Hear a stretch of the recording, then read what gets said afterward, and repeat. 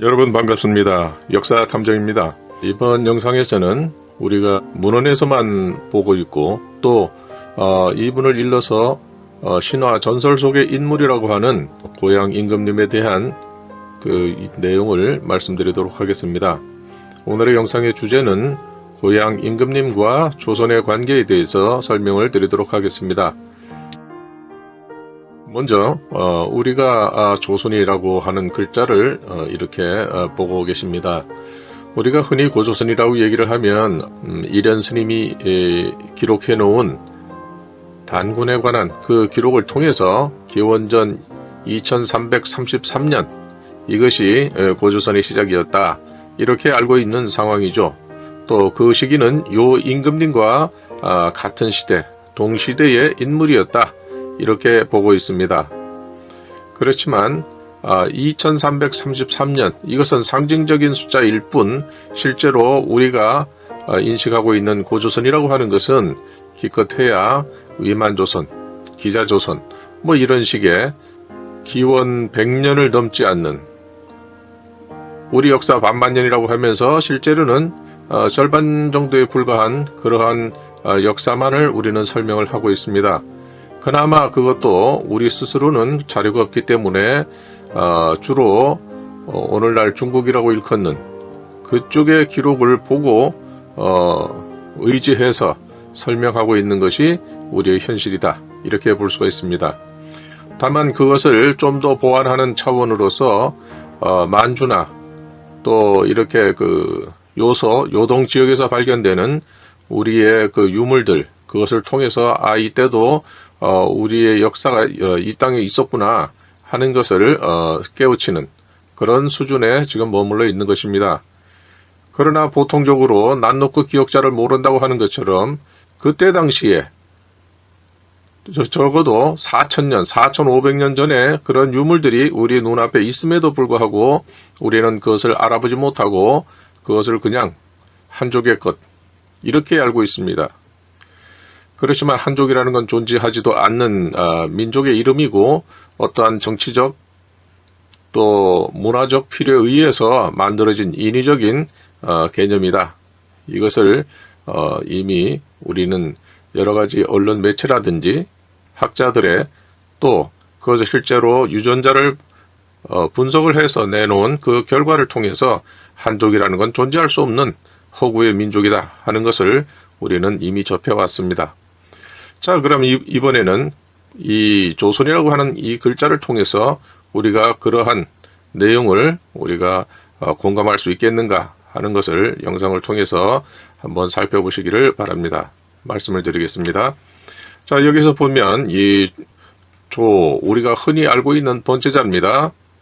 이 조라는 글자는 열십, 날, 일, 열십, 그 다음에 여긴 달, 월 이렇게 알고 있지만 실제로 본래의 글자는 달, 월이 아니고 배, 주자입니다.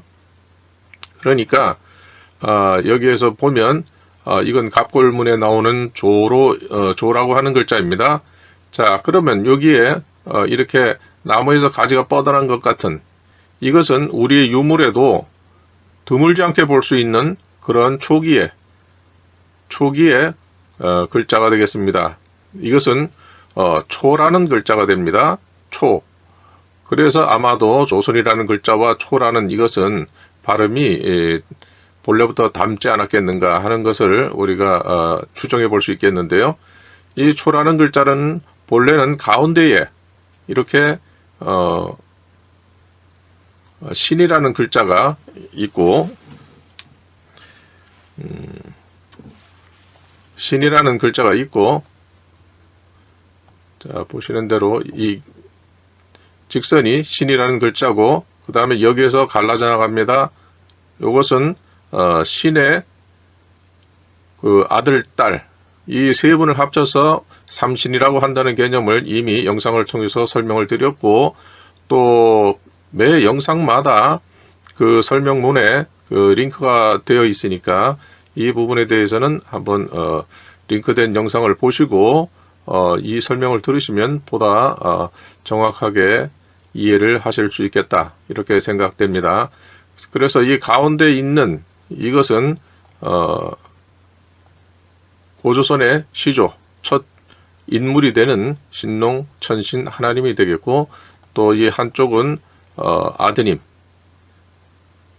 삼신 중에 세 번째 인물이 되는 희화씨가 되고, 여기에서는 또 하나는 신농 하나님의 따님이 되는 뉘조, 이 세 분을 상징을 해서 이 세 분이 최초의 역사를 시작한 그러한 인물이 되는 것입니다. 그래서 이분들로 인해서 개천절이 생겼습니다. 왜냐하면 신농 하나님이 자신의 상징은 바로 이 태양을 나타내는 이 알이라고 하는 혹은 구슬이라고 하는 이것을 통해서 신농 하나님의 그 토템을 삼았고, 또 하나는 이 태양이라는 것은 불의 근원이기 때문에 이 불을 이 땅에서 현실적으로 구현한 것이 바로 이 불꽃입니다. 그래서 이 신농 하나님을 최초로 나타내는 태양과 불꽃, 이것이 시조의 상징이 되었고, 또 이 자손들, 계속 내려온 이 자손들은 이 두 가지 토템, 이것과 관련되는 그러한 상징으로서 자신을 표현하고 있습니다. 즉, 우리 유물에서는 이 해에서 해를 상징하는 것과 불을 상징하는 것인데, 문헌에서는 자신이 알에서 태어났다, 이렇게 기록한 것도 있고, 또 자신은 해를 먹고 태어났다, 이런 것이 있습니다. 이런 것은 다 이 태양과 관련된 그런 이미지가 됩니다. 그 다음에 고구려의 그 삼조고가 있는 유물을 보게 되면 그 전체가 화염으로 둘러싸여져 있는 그러한 형상을 나타냅니다. 그렇기 때문에 이것은 불임금님을 상징하는, 불과 관련 있는 그런 이미지로서 유물을 우리들에게 남기고 있는 것입니다. 그렇기 때문에 이 최초의 하나님이 이렇게 자신의 토템을 태양과 불꽃으로 삼았기 때문에 아드님, 따님, 그리고 그 이후로 전신 하나님의 자손이라고 자신의 정체성을 인식하고 있는 그러한 인물이나 또 그러한 분들이 세운 나라들은 다 이러한 이미지를 그렇게 건국 신화를 그렇게 내세움으로써 자신의 정통성을 그렇게 강조하고 있는 것입니다. 자, 그럼 한번 보시겠습니다. 우리는 이것을 달월이라고 이렇게 인식을 하고 있습니다. 그러나 본래 이것은 바로 여기서 보시는 것처럼 이렇게 물과 관련이 있는 것입니다. 이렇게 이건 물이고, 이 물을 거슬러 올라가는 그러한 배의 모습을 표현을 하고 있습니다. 이것은 아마도 주나라 때에 사용되는 그러한 상형 문자가 될 것입니다.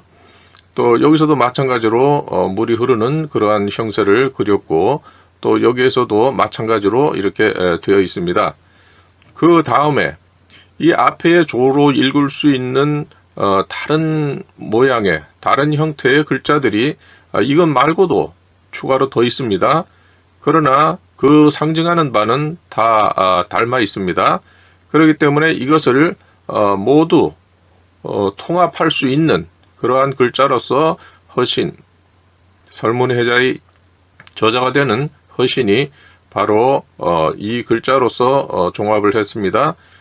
그러면 여기에 보면 이 글자가 그대로 있고, 또 이 날일자 그대로 있고, 이 또 초가 되어야 되는데 여기서는 바로 이렇게 되어 있습니다. 이거는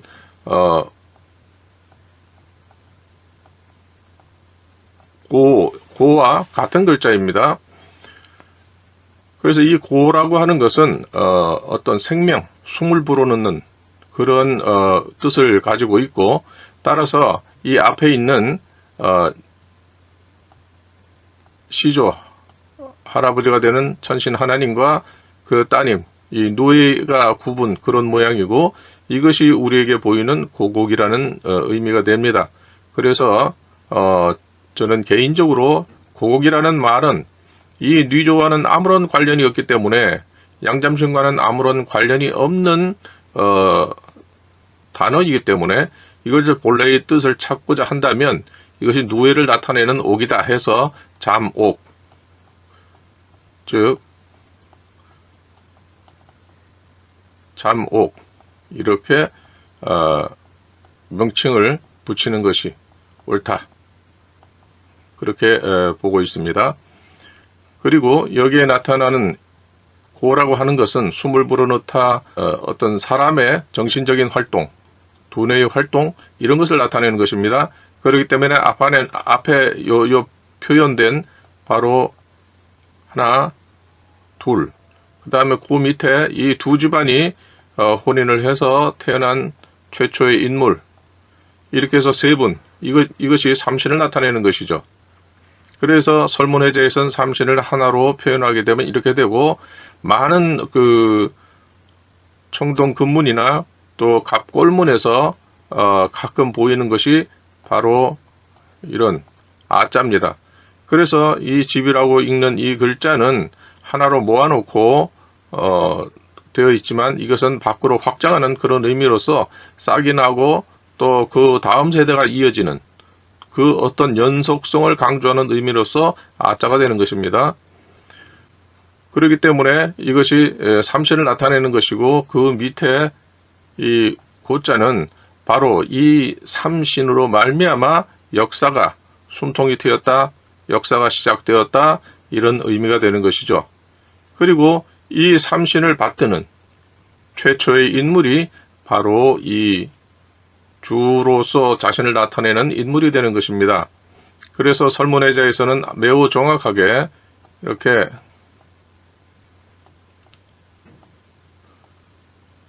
자신을 이렇게 배로서 표현을 해 놓은 것입니다. 그리고 여기에 나타난 이 배라고 하는 것은 물리적으로는 이것이 사람들이 타고서 강이나 큰 하천, 바다를 건너는 이 배가 될 수가 있지만, 그러나 이곳에서는 뭐냐 하면 삼신 하나님, 자신의 할아버지와 할머니와 아버지, 이 세 분을 기리는 그러한 제사를 드리는 의미로서 이 주, 배주자가 이렇게 사용된 것입니다. 왜냐하면 제사를 드릴 때에 차를 올리든 아니면 술을 올리든 거기에 그것을 떠서 그 안에 있는 액체를 담는 그러한 그 제기로서의 그릇이 출렁출렁하면서 마치 그것이 배가 큰 강을 건너듯 그렇게 출렁대는 그러한 모습과 연상이 되어서 이것을 배로서 표현한다, 이런 설명이 있기 때문입니다. 그러니까 이것은 하나의 비유로서 이렇게 주를 이렇게 나타낸 것입니다. 그러니까 이것은 잔을 올리는 이 배의 형상, 뭐 이렇게 되겠죠. 그래서 사국시대에도 이 배를 소재로 한 것이 우리에게 박물관에 가면 이것을 볼 수가 있습니다. 그러니까 이것은 단순히 바다를 건넌다, 일본을 가기 위해서 이러한 배를 토기로서 만들었다, 이런 의미가 아니고, 이것은 삼신 하나님께 예를 올리는 그런 의미로서도 배가 통용되었다, 이렇게 이해할 수가 있는 것입니다. 그렇기 때문에 이 좌배는 고조선이 있게 한 최초로 시작된 이 세 분, 그리고 삼신의 적통이 되는 이 주라고 하는 이분이 이 삼신에게 제사를 올리는 그러한 내용으로 조라는 글자가 이렇게 형성이 된 것입니다. 즉 다시 말하면 이것을 인수분해하듯이 하면 최초로 시조, 고조선의 시조 신농하나님, 따님 뉘조, 그 다음에 아드님 희화, 그 다음에 이 세 분께 제사를 올리는 주라고 하는 분입니다. 자, 그래서 여기에서 보게 되면 형태가 이렇고, 요 마지막에 있는 이 부분은, 이 글자는 진나라 때에 사용된 글자가 되겠습니다. 자, 그 다음에 여기 선이라고 하는 것은 조선할 때 선이라고 하는 것, 고기 어자와 양자가 결합이 된 것입니다. 또 여기에서도 보면 같은 글자인데 밑에 이 꼬리 부분이 이것과는 다르게 불화자가 있습니다. 이건 무슨 말이겠습니까?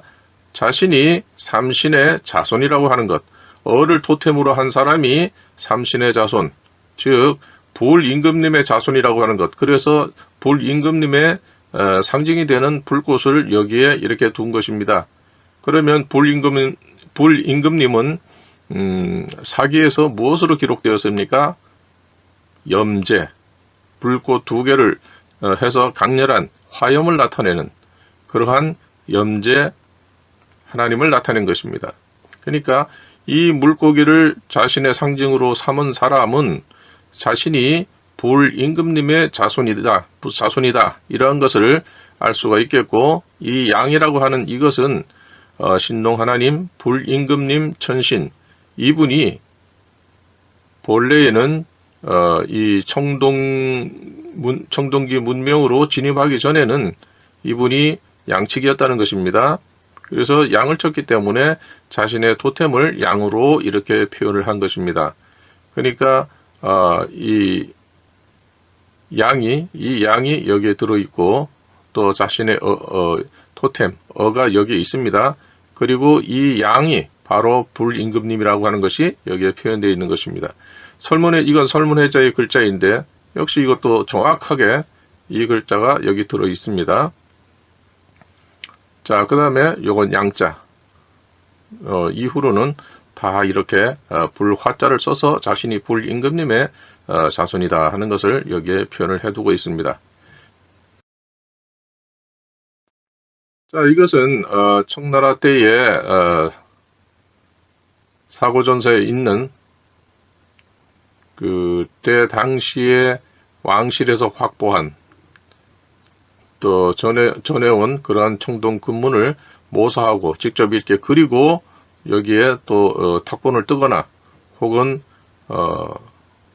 모사를 했던 그러한 집합, 그것으로서 이렇게 나타났는데 여기서 보면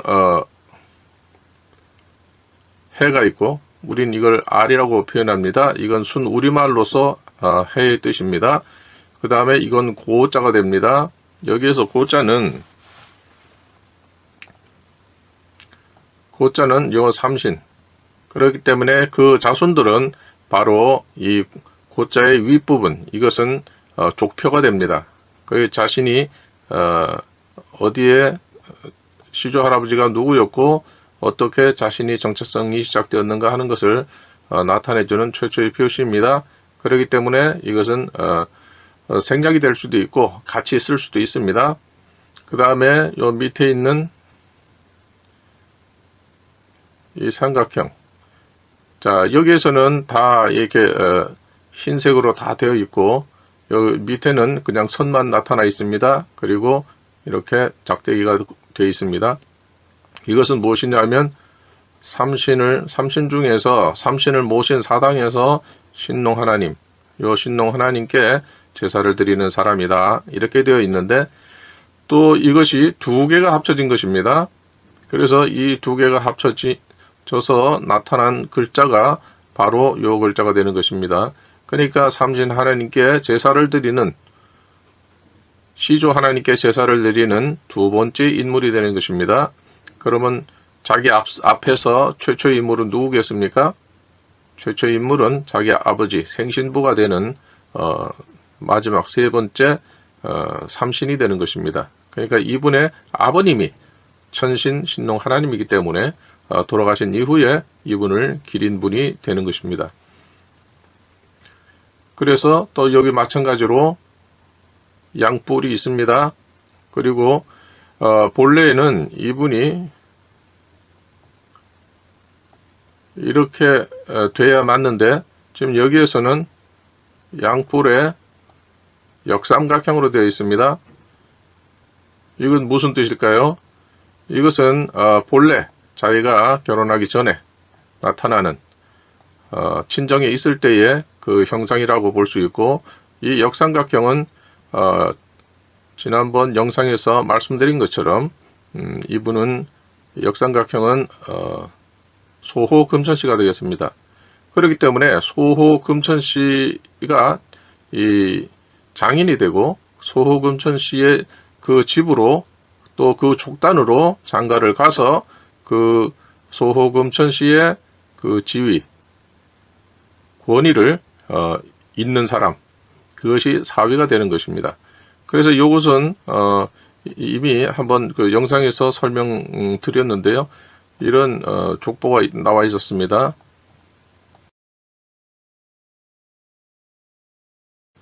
이렇게 깃대를 잡고 있습니다. 이 깃대는 무엇입니까? 바로 신농 하나님과 뉘조, 이 두 분을 자신의 부계와 모계의 상징으로서 이렇게 깃대를 잡고, 그 다음 세대도 계속 이렇게 이제 이 깃대를 잡고 내려갑니다. 여기에서 족보를 어떻게 했느냐? 제4.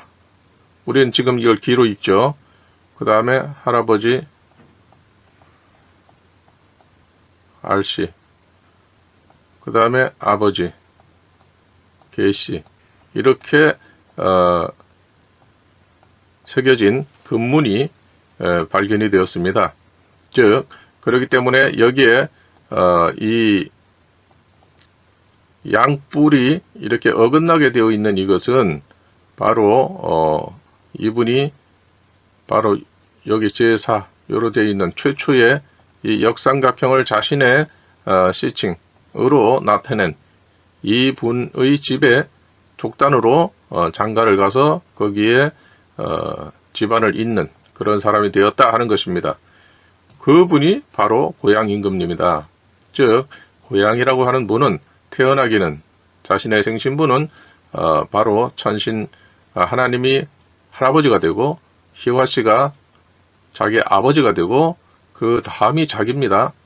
그렇기 때문에 자기가 장가를 가기 전에는 바로 이렇게 다 정상적으로 정삼각형, 이것을 자신의 정체성으로 이렇게 표현을 했고, 장가간 이후에는 역삼각형을 이렇게 쓰게 됩니다. 즉 장가를 가서 자기는 이 집안의 일원이 되었다 하는 것을 알 수가 있습니다. 그래서 장가간다는 것은 자신이 장인의 어떠한 권위를 또 그 정통성을 이어받는다 하는 그런 의미를 갖게 되는 것입니다.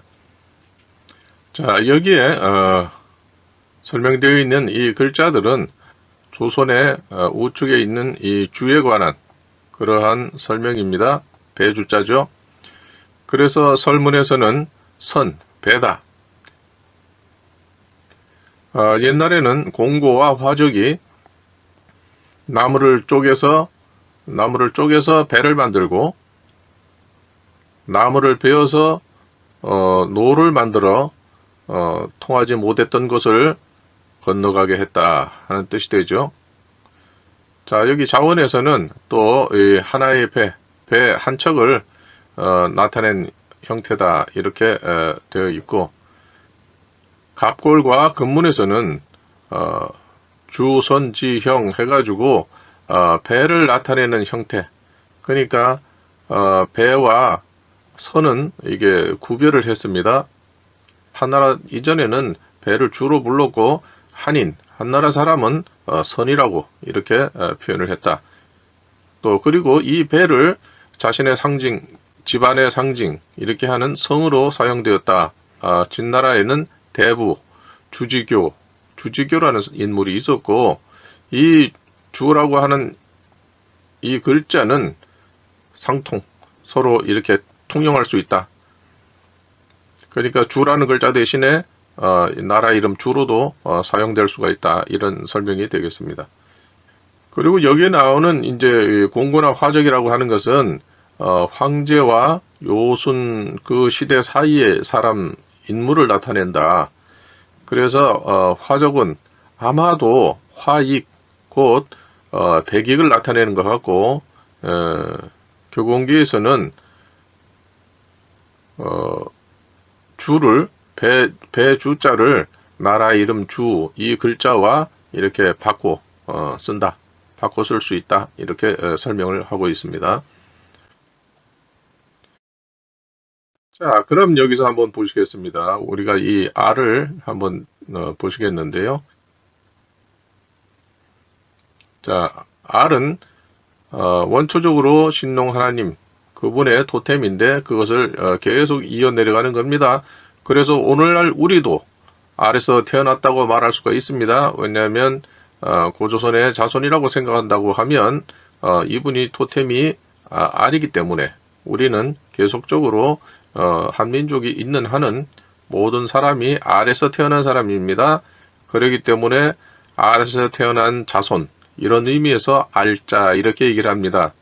그리고 알자들이 이렇게 나라를 상징하는 의미로 태극기를 이렇게 내세우고 있는데, 그 태극기 정중앙에 있는 그 햇님, 둥근 것이 바로 이 신농 하나님을 상징하는 것입니다. 그래서 하나님이 보호하사 우리나라 만세, 이 말은 바로 천신 하나님을 나타내는 것이죠. 그 다음에 이 구는 앞에서 설명드렸고 양도 설명을 드렸습니다. 그래서 이 태양이 자신의 근원이 되는 시조 하나님을 나타낸다 하는 것을 인식을 해야겠습니다. 그래서 이 알이라는 것이, 이분은 아버지 계시 이렇게 해놓은 걸 보면 이분은 고조선의 계시 다음 세대, 곧 5세대가 된다 이렇게 볼 수가 있겠습니다.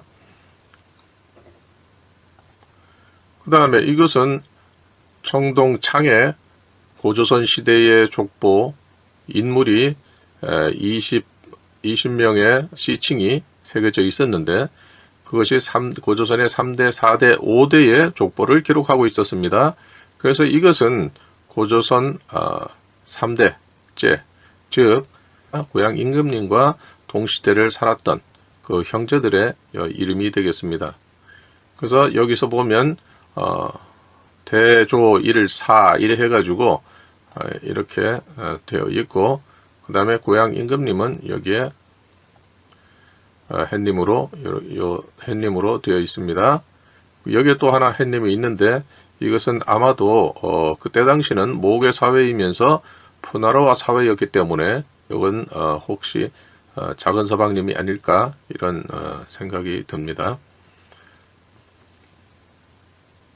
그 다음에 여기서 또 보면, 여기에 보면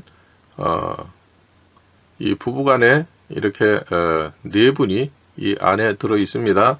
그래서 여기서도 보다시피 머리에 초가 이렇게 들어 있고, 이 초라는 글자는 후에 이런 식으로 표현이 되고, 그 다음에 금관에서는 이런 식으로 되게 됩니다. 즉 금관에 있는 이 정중앙에 있는 이 표시는 바로 고조선 시대에 삼신을 나타내는, 시조를 나타내는 그런 표식이다 하는 것을 우리가 이해를 할 수가 있습니다.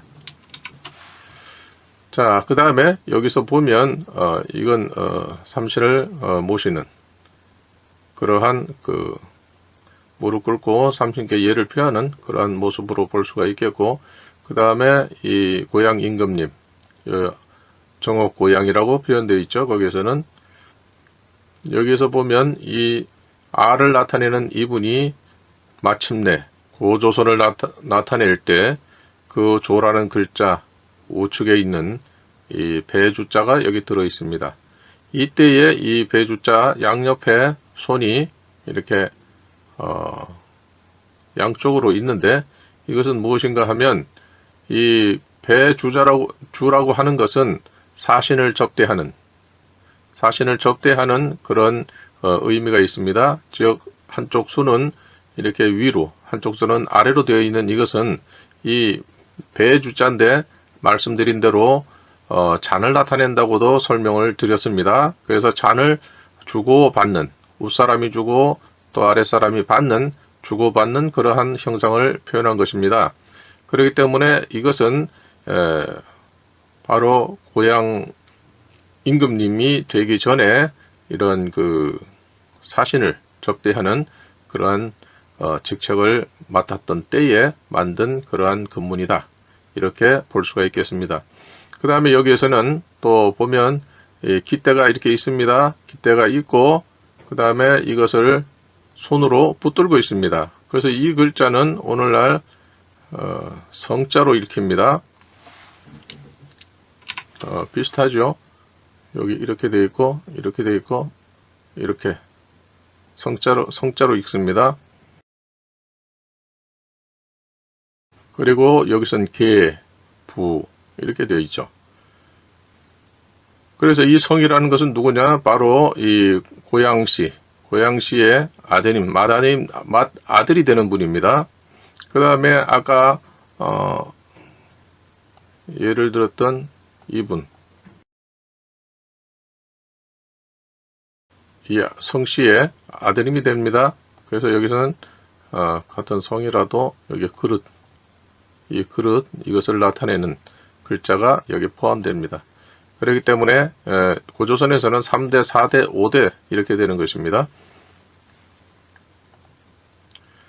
자, 그러면 여기서 우리가 보듯이 알인데 이분이 바로 어떤 그 잔을 주고받는 그러한 사신접대의 그런 역할을 맡은 분이다 하는 것이죠.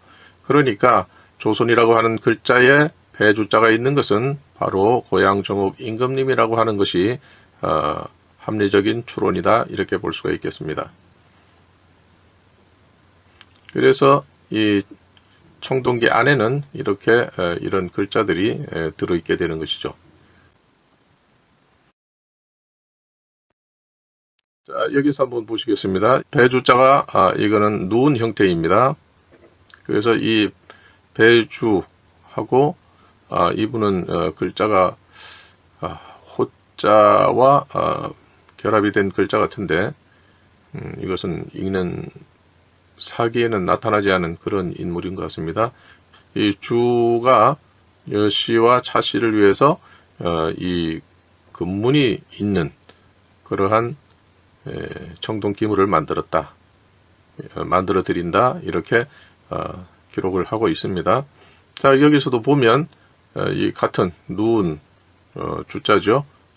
그래서 너는 이 직책을 맡은 사람이다 해가지고 이렇게 아버지 임 해가지고 이 이름을 붙여준 인물이 아버지 임이라고 하는 것을 여기에 표현하고 있습니다.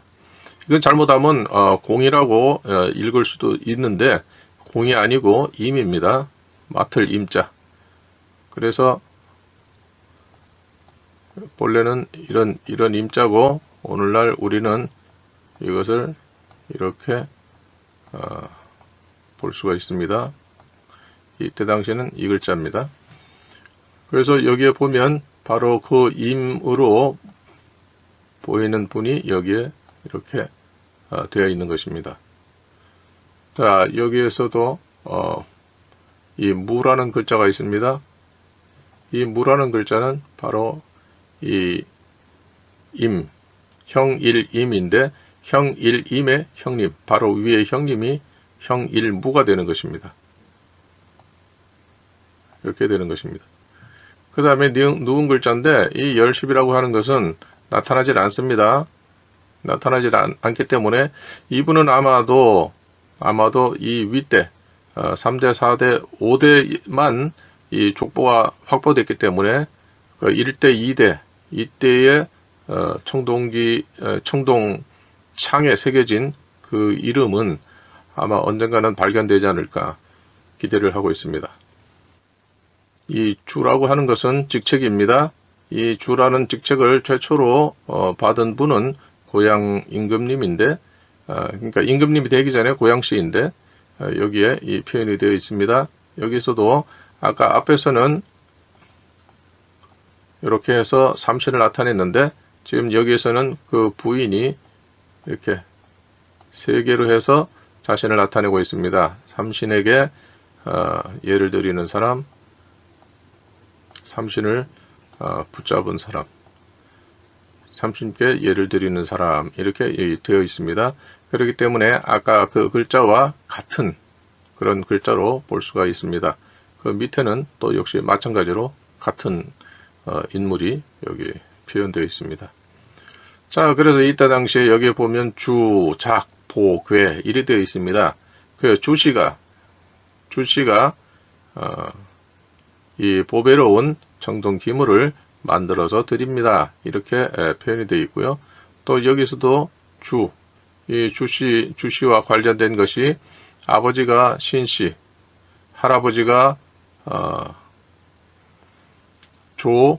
4 이렇게 되어 있습니다.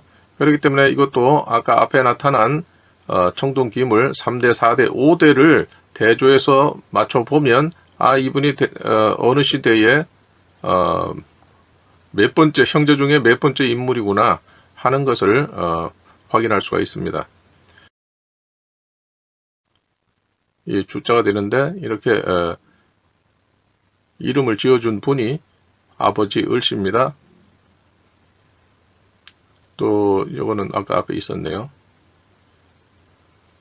자, 이건 아버지 주씨입니다.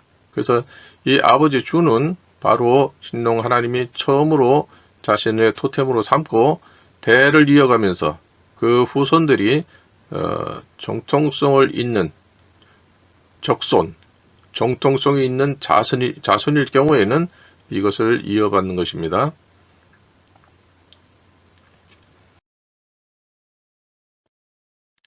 그리고 이상의 설명을 통해서 다음과 같이 이렇게 설명드릴 수가 있습니다. 자, 최초의 글자로서 나타난 그런 이름은 바로 이 세워진 직선, 바로 신농 하나님입니다. 이것의 발음은 신, 시, 곤 이렇게 세 가지가 있습니다. 그리고 이 이름은 바로 이렇게 고조선 최초의 화폐로서 청동화폐로서 청나라 때까지 이것이 전해왔음을 알 수가 있습니다. 그런데 오늘날에는 이것을 만나볼 수가 없는데 아마도 청나라가 망하면서 이것이 어디론가 다 흩어져 버린 것이 아니겠느냐 그렇게 추정을 해볼 수가 있습니다. 그 다음에 이 신이라는 것은 바로 그 따님이 이걸 90도 회전해서 뉘조를 나타냈고 아드님은 또 이것을 그 사이 해서 이렇게 사선으로 해서 아드님 삼신 삼신 중 세 번째 인물로서 이렇게 표현을 해 놓았습니다. 그것이 하나로 합쳐지게 되면 이렇게 합해지는데 이것을 우리가 아는 그 글자로는 설문의 해자에서 설명을 하고 있습니다. 바로 이렇게 설명을 했죠. 그래서 이것은 집이라는 글자가 되고 모인다는 뜻입니다. 그래서 삼합야 해서 셋을 합쳤다고 얘기를 합니다. 그런데 오늘날 대부분의 학자들은 이것이 무슨 뜻인지 모릅니다. 무엇을 셋을 합쳤을까요? 아까 앞에서 있었던 것처럼 직선 3개를 합친 것입니다. 그 직선 3개는 바로 구성하기에 따라서 초자도 되고 또 이 집자도 되고 이렇게 다양하게 표현할 수가 있는 것입니다. 그 다음에 이 글자는 바로 신농 하나님의 부계 쪽으로 직계자손이 사용하는 글자가 될 것이고 또 사돈이 되는 그 글자는 이것은 이 삼신을 계승했기 때문에 이것을 다시 역삼각형으로 표현을 하게 됩니다. 이렇게 역삼각형을 표현하게 되고 이것을 자신의 시칭으로서 삼은 사람은 바로 우리가 잘 아는 소호금천씨입니다. 그래서 여기 앞에서 설명드린 것처럼 이 고씨는 자기의 부계 그것을 나타냈고 이것은 장가를 가서 이 소호금천씨의 집안을 이었다 하는 그 의미로 고양 이런 글자를 만들게 된 것입니다. 그래서 여기서 보면 최초 인물 역삼각형으로 나타난 최초 인물이 바로 이렇게 되는 것이고 알씨라고 하는 것은 바로 또 요 분이죠. 이렇게 족보가 나타나게 된 것입니다. 자, 여기에서도 뭐 보면 여기에 R이라고 하는 것은 바로 또 여기에 표현되어 있고요.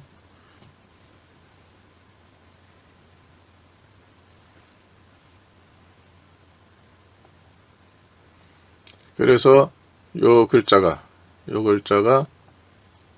바로 배주자로 나타나야 하는 것입니다. 그래서 본래의 글자는 달월이 아니라 배주자입니다. 그렇기 때문에 우리 역사에서 배주자가 맞는 글자인데 달월로 이렇게 되어 있는 것은 잘못된 글자입니다. 그리고 글자는 여기에서 이렇게 붙이게 되면 달월이 되고 여기에서 이렇게 떼어지게 되면 이건 배주자가 됩니다. 이것은 제 얘기가 아니라 그렇게 옥편이나 이런 데서 설명이 되어 있습니다. 강의자전이나 이런 데 그 설명을 보시면 그렇게 되어 있습니다. 그렇기 때문에 이 글자는 이렇게 붙는 것이 아니라 떨어져 있어야 됩니다. 그런데 이것을 달월로 이렇게 설명을 하는 것은 이 글자의 본 뜻을 잘 이해하지 못한 탓입니다. 그래서 다음과 같이 설명을 드릴 수가 있습니다. 고양시는 천신, 신농 하나님의 적손이다. 정통성을 가진 자손이다. 이 말이죠. 조선할 때의 주는 고양시의 직책 중에 하나다. 뭐 다른 직책도 있었으니까요. 또 고양시는 소호 금천씨의 사위다. 이렇게 볼 수가 있습니다. 그렇기 때문에 우리가 통상적으로 고양시 삼황오제의 인물로서 신화전설의 인물이다. 이것은 문맹일 때는 그렇습니다. 그러나 이 금문, 이것을 읽을 수 있을 때에는 이것이 실존 인물이었음을 그때 당시에 청동기에 새겨진 그 족보라든지 그러한 글들을 통해서 우리는 알 수가 있습니다. 그런데 사마천은 어떻게 이 고양 임금님에 대해서 기록을 했는지 좀 궁금합니다.